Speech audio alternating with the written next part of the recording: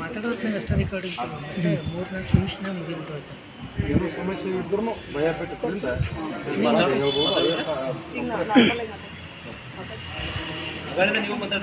ಈ ಅಗಾಳೆ ಮಾತಾಡ್ರಲ್ರಿ ಮೇಡಮ್, ಅದನ್ನ ಮಾತಾಡ್ರಿ. ಬಾಗಲಕೋಟೆ ಜಿಲ್ಲಾ ಪೊಲೀಸ್ ವತಿಯಿಂದಲೇ ಮನೆ ಮನೆಗೂ ಪೊಲೀಸ್ ಅಂತೇಳಿ ಇದು ಒಂದು ಕಾರ್ಯಕ್ರಮ ಮಾಡ್ತಾ ಇದ್ದೀವಿ. ಈ ಕಾರ್ಯಕ್ರಮವನ್ನು ತಾವು ಸದುಪಯೋಗ ಪಡಿಸಬೇಕು. ಇದರ ನೇತೃತ್ವ ನಮ್ಮ ಬಾಗಲಕೋಟೆ ಎಸ್ ಪಿ ಸಾಹೇಬರು ಮತ್ತು ಜಮಖಂಡಿಯಲ್ಲಿ ನಮ್ಮ ಮಾನ್ಯ DYSP ಸಾಹೇಬರ ನೇತೃತ್ವದಲ್ಲಿ ನಾವು ಕಾರ್ಯಕ್ರಮ ಮಾಡ್ತಾ ಇದ್ದೀವಿ.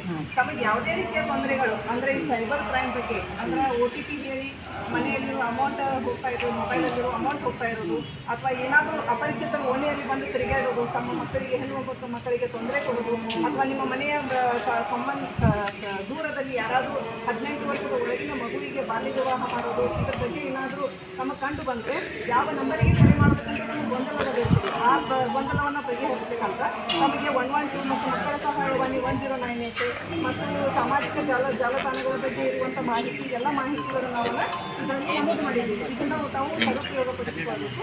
ಮತ್ತು ಯಾವುದೇ ರೀತಿಯ OTPಗಳು ಬಂದು ಫೈಲ್ಗಳು ಬಂದರೂ ಅದು ಯಾವುದನ್ನು ಕ್ಲಿಕ್ ಮಾಡಬಾರ್ದು. ಅದನ್ನು ತಾವು ತಿಳ್ಕೊಳ್ಳೋದ್ರಿಂದ ತಮ್ಮ ಮನೆಯ ಕುಟುಂಬ ಸದಸ್ಯರಿಗೆ ಸಹ ತಿಳಿಸ್ಕೊಳ್ಬೇಕು ಮತ್ತು ಮಕ್ಕಳಿಗೆ ತಿಳಿಸ್ಕೊಡ್ಬೇಕು. ಸರ್, ನಮಗೆ ಯಾವುದೇ ರೀತಿಯ ಸಮಸ್ಯೆಗಳಿದ್ದು ಪೊಲೀಸ್ ಸಹಾಯವಾಣಿ 112 ಕರೆ ಮಾಡಿ. ತಮ್ಮ ಸದಸ್ಯರಲ್ಲಿ ಪೊಲೀಸರು